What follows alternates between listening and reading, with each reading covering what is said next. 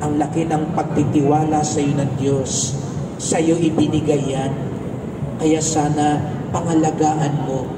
Siguro nga minsan hindi mo gusto yung nangyari, pero huwag mong idamay ang batang ipinagkatiwala sa iyo ng Diyos. Maraming salamat uli mga nanay.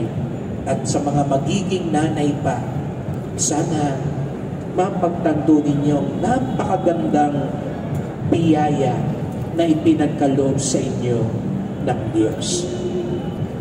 Siyempre, batiin din natin dahil buwan ng Mayo, ang nanay ng mga nanay, ang ating mahal na Birheng Maria. Kaya palakpakan din natin si Mama Mary.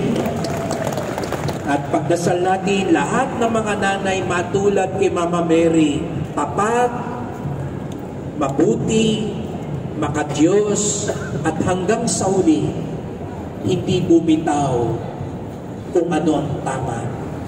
Ngayong araw na ito, ipinagdiriwang natin ang pag-akyat sa langit ni Jesus Nazareno. Ito yung kanyang pamamaalam sa kanyang mga alagad. Ito na talaga ang huli. Ang kanyang huling tagpo, huling yugto.